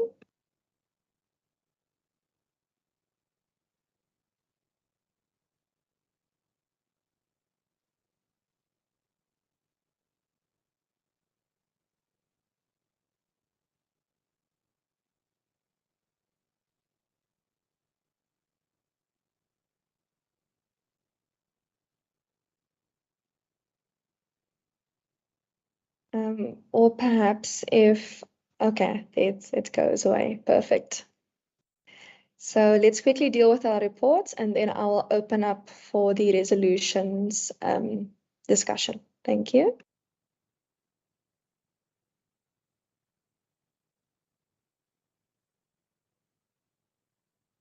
Okay, colleagues, this is the draft report regarding the annual report. You have received the documentation from Ms. Hassan Musa. We can just make it a little bit bigger while we go through the information. Perfect, thank you so much. You may go to page 2. Okay, that is the introduction, the overview. And go down. Page 3, key points of the discussion. If there are no edits to page 3, we can go down to page 4. Okay, that is page 4, and that's just ends off with the signature. If I could get a mover for the annual report, report. Chairperson Dan Plato, just some of the grammatical issues needs to be sorted, what I see and that sort of thing, but I'm happy with the contents of the report. Thank you. Okay, I just want to check which grammatical ones it was, which page. Oh, let me see. Okay, those are surnames. Those are surnames, so it's, in the English dictionary. I'm not sure if that sounds correct. Okay, Ms. Hassan Musa, is Mr. of Meesta's surname correct there?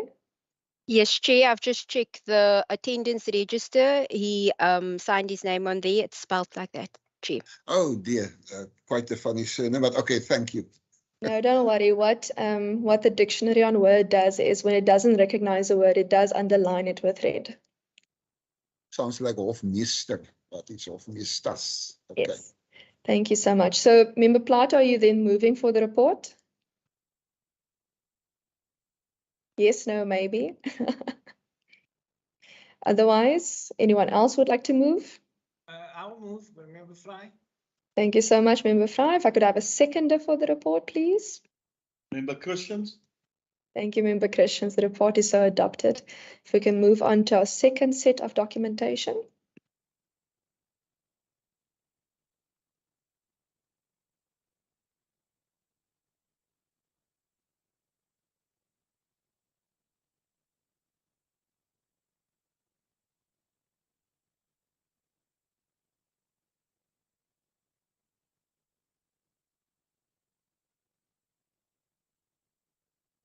Ms. Hassan Musa, are you coming right? Perfect. So those are the minutes. Let's just quickly make them a bit bigger. Sorry, Chair, it's a bit all over, so I apologize if I'm not in the order of the notice. That's okay, as long as we get through all of our reports that we need to adopt. So this is the minutes for Tuesday, 16 August. Okay, if we can go down and members can just check their attendance. Okay, we can go down, page 1. Okay, that's just welcoming, page 2. Okay, yes, perfect. Thank you so much. If we could have a mover for the minutes then. I'll move again. Thank you, Member Fry. If I could have a seconder for the minutes. Member Christians? Thank you so much, Member Christians. The minutes are so adopted. If we could go to the next set of documents.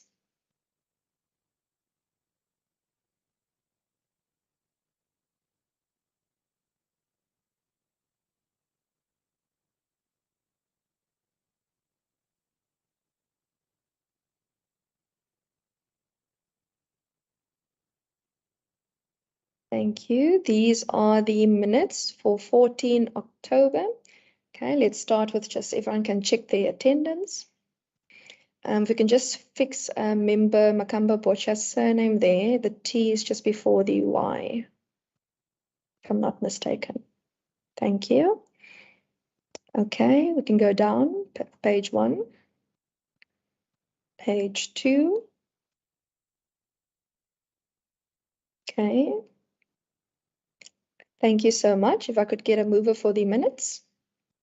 Member Fry. Yeah, move. Member Christians? Thank you so much, Members Fry and Christians. I see everyone is up today.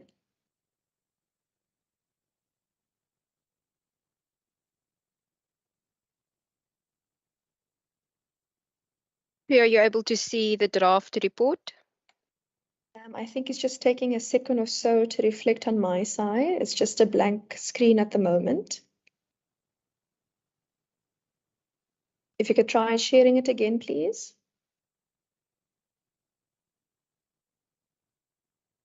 Perfect, I can see it. That's the oversight report of 7 June. Okay. Okay, that is just the delegation and where we went in the overview. Thank you. You can go down. Can I just ask the at 2, is it Breed Rivier or Breed de Rivier? Just want to check if is it the E after the D or is there a T involved?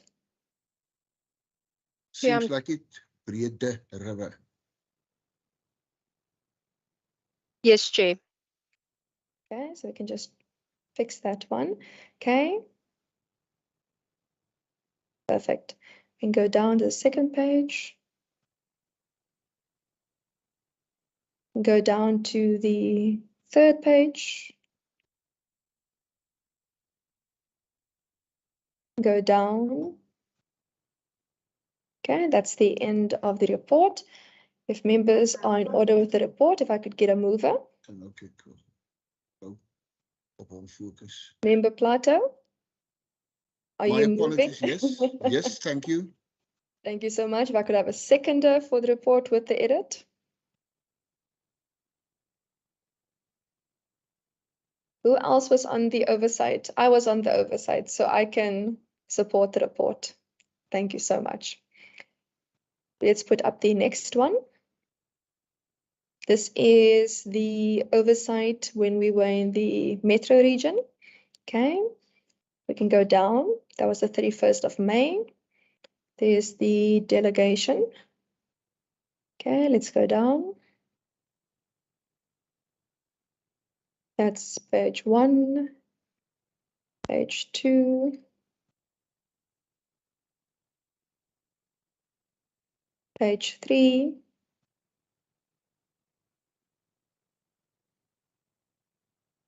page 4. And I actually think that since then there were committee changes, and I think I maybe myself and I think member side are the only ones on the committee at the time that went to that, but I'm not too sure now. But member Hassan Musa, I can confirm that this is a correct reflection. I'm not sure if there's anyone else who was on this particular oversight. Chair, you're correct. Member Sayed came a little bit later into the first visit, but the two of you are the only two that can confirm. Okay, I just want to check. Member Side, are you able to confirm whether this is a correct reflection? Let me just double check. It is the 31. Was that 31st of unannounced May. visit, eh? Yes, it was unannounced in the metro region on 31 May. Yes. I remember we met with Vincent Hendricks. Ricardo Mackenzie was with us and Wendy Philander. School has expressed the need for the social workers. Sorry, I didn't read it properly, but I'm now looking at it. I think it's yes, it's a true reflection of what we experienced at the school. Thank you. Thank you so much. With that, it is adopted. Thank you so much. Ms. Hassan Musa, do we have any others that we need to deal with now? Yes, Chair, there's more.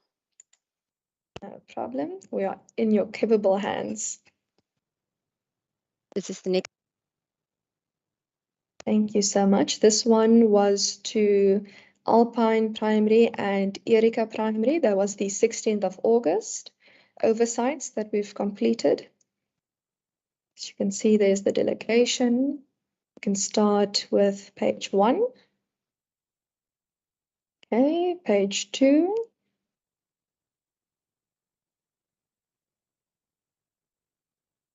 Okay, page 3.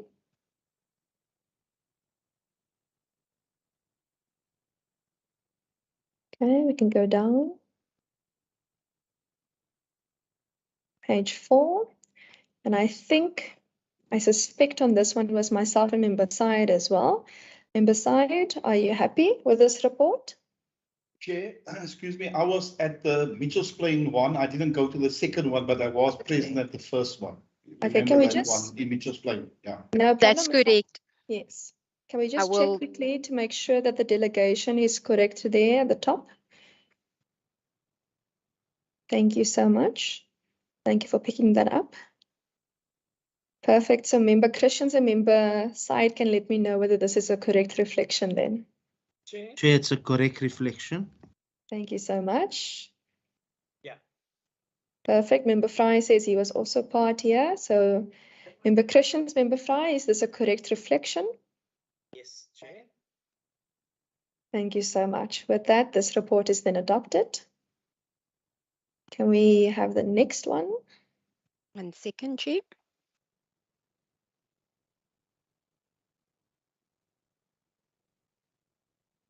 We've done quite a number of oversights. Okay, this is 21 June, West End Primary, okay. Okay, let's just make sure that the delegation there is correct. This was West End. Members, is anyone's name missing there? Yes, no, maybe. I think, Chair, that's it. That we were only the three of us. I think was only the three of us. Okay, no problem. Okay, we can go down page 1. Page 2. Okay, page 3. Page 4.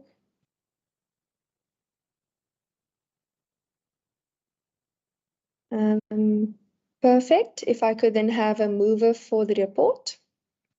Yes, Chair, I move. Thank you, Member Christians.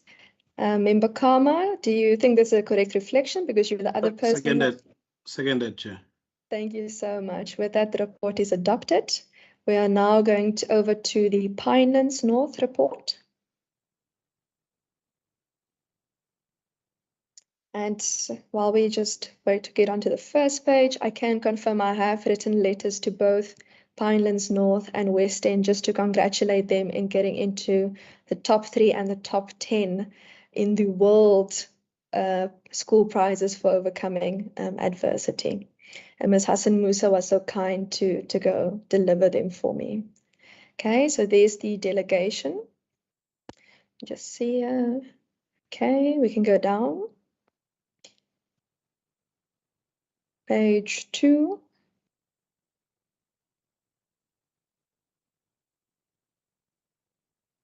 Page 3. Okay, I think I'm the only one in terms of membership left that was on that particular oversight, so I can confirm that this is a true reflection. Thank you so much.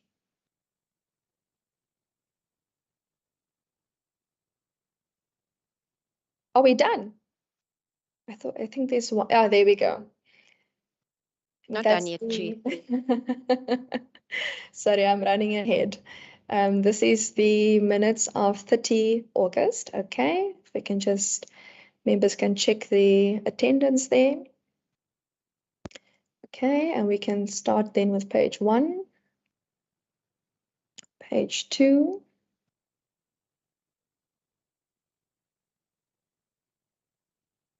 okay, page 3.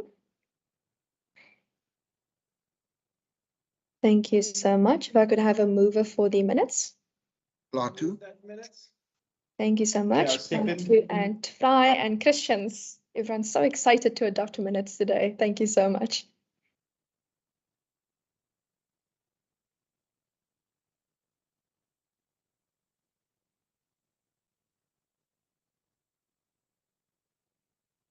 Chair, can you see the set of minutes?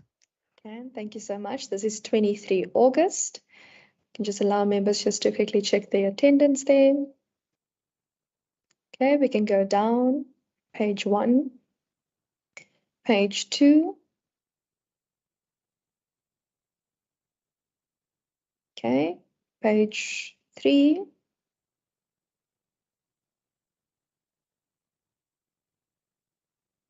Thank you so much. And with that, if I could have a mover for the minutes. I'll move. Thank you. Thank you, members, Fry and Christian. Let's go over to the next document.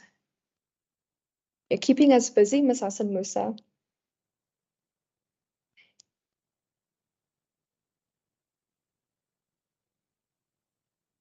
Chair, this is the last set of minutes, but it's also the one that we hadn't had chance. Member, the late Honourable Member Lorraine Botha chaired this. It was a social cluster, and we've put it part of it to be adopted. So it's just the adoption thereof. No problem. Okay, so that was 3 June. Let's go down page 1. Page 2. And then I think, if I'm correct, that I would be signing in memoria. I'm not sure if I'm, no, I'm not saying it correctly. I'm not sure what the correct terminology would be, but I would be signing on behalf of the late member Botha then. If I could have a mover for the minutes. Move, Chair. Member Christians. Thank you so much. If I could have a seconder for the minutes. I know I was there, so I will then second then those particular minutes then. And I will then sign on behalf of late member Botha. Thank you so much. Chair, that's all of it. All documents have been adopted. Oh, wonderful. Thank you. Thank you so much. Colleagues, I will now open up the resolution stage. I know I have put a question to the committee. I know there may be some resolutions on the presentation as well, so I will take the hands now. Member Fry. Member Kama, I know you had your hand up earlier. Do you still want to have your hand up? Okay, I'm going to assume it's a yes then in the meantime. Member Fry, you can go ahead.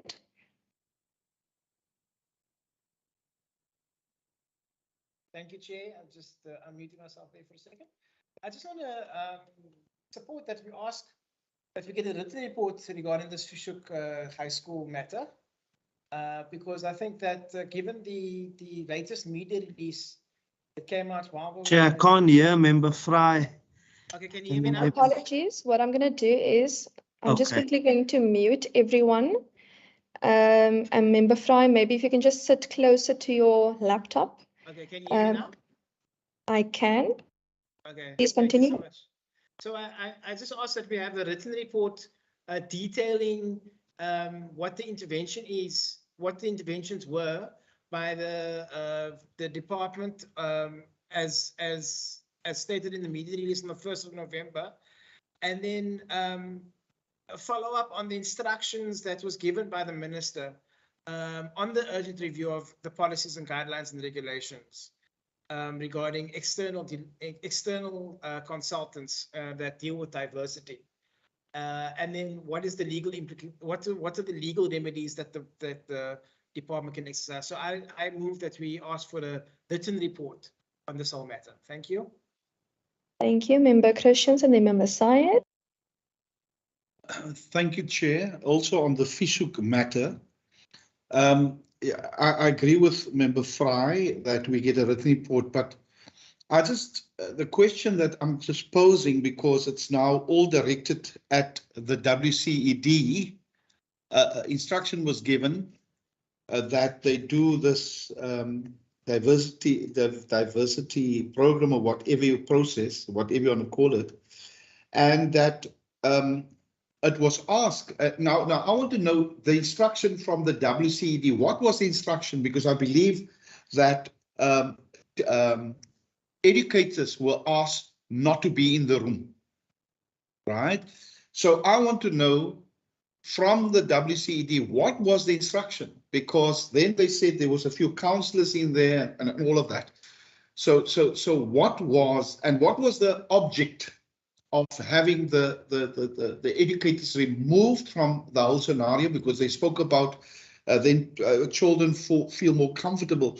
So here's the report, but I also want to know, that the school Fishhook received this instruction, and how was that carried out, and how did it horribly go wrong because of what we received, the reports in the media afterwards, the trauma and other counseling.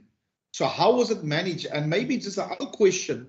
I know the minister said certain things, but will we be given the assurance that this will not occur at other schools? And was there, I don't know if I saw in the media, but was there some notice sent out to all the schools to halt after this investigation? So I also want this matter, a written report, but also let's see if there can be an actual investigation on what went wrong and how many children were traumatized. Thank you, Chair.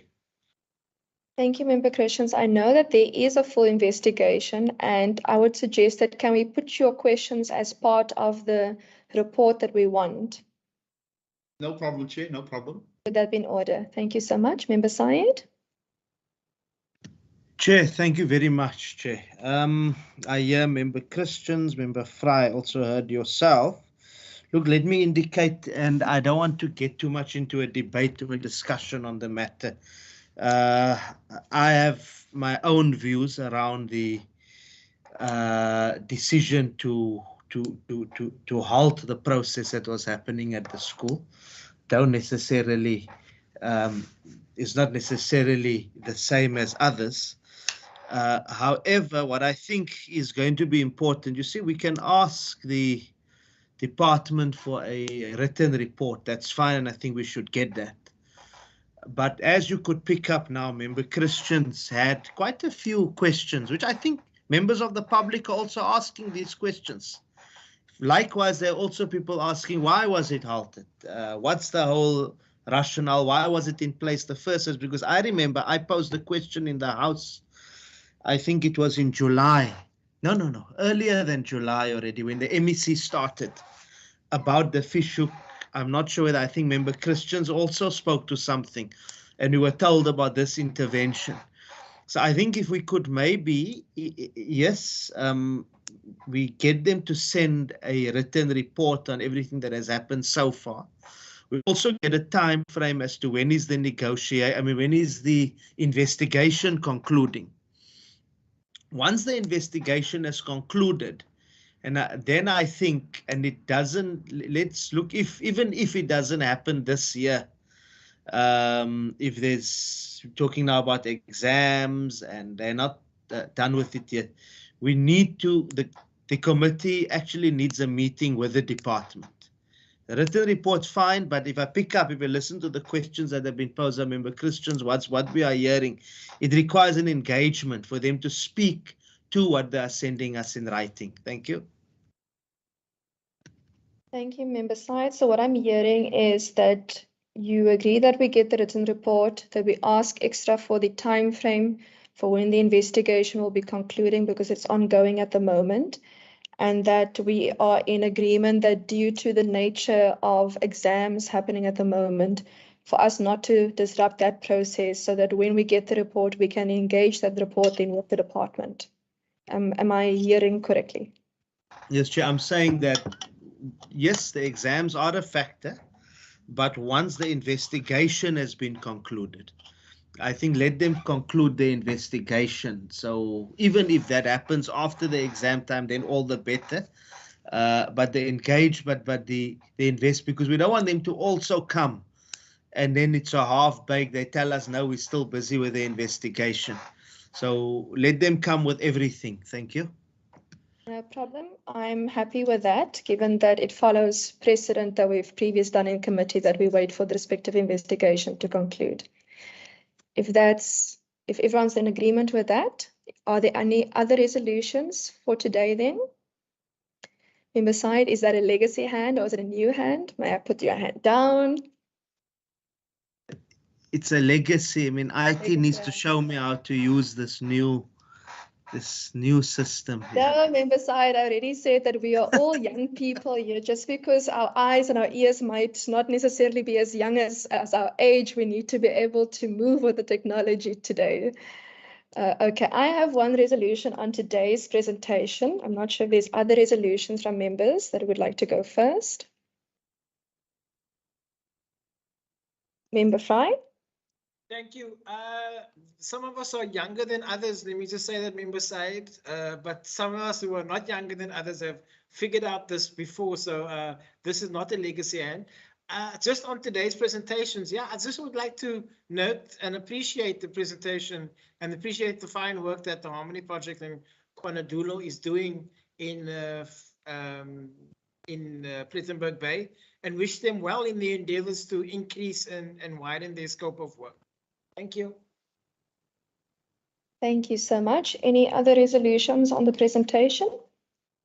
If not, I have one. I would like us to forward this presentation to the department in order to see whether there are any opportunities for collaboration. For me in particular, what has been quite insightful, and I think you guys know that I do love numbers. And the fact that the school's pass rate in mathematics increased from 32% in 2019 to 69.2% in 2021, apologies, for grade 3. And in languages in 2019 from 24% to 84.6% in languages in 2021 for grade 3. And this is in contrast to the learning losses we've seen during the COVID pandemic. So I would like the department to engage with the material and to perhaps let us know whether there are any opportunities of collaboration. Because when one sees numbers like that, it shows that there are fruit that is coming from the work that they are doing. If members are in accordance with that. I'm happy with that and support. Thank you so much. And I see a thumbs up from Member Fry. Thank you so much. Are there any other resolutions before we conclude the meeting then? If none, Member Syed. I see Member Syed is learning quicker how to use the technology of today.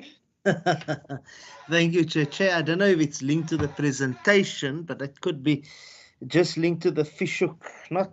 Maybe we could also in that particular, I don't want to take us back, perhaps in that particular meeting also, just get a sense of maybe if the department could speak to us about its plans and process that it has in place to deal with issues around racism at our schools.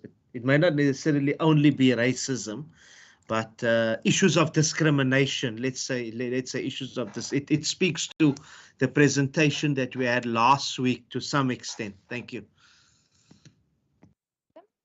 Thank you so much. And for those who don't know, the presentation from last week was regarding inclusive education. I know some people still refer to it as special needs education, but the terminology that we've been using is inclusive education. Thank you so much. Any other resolutions? If none, thank you so much for being with us today and for engaging in the material. It's always lovely seeing how we implement the resolutions that we receive from cluster week visits and how we move forward in attempting to improve our mathematics and language learning losses in the province. And I thank the members for being able to engage robustly in this type of conversation and this type of topic. With that, I hope you have a lovely afternoon further. Stay safe, stay warm, and I'll see you again. Thank you. Meeting's adjourned. Wonderful afternoon.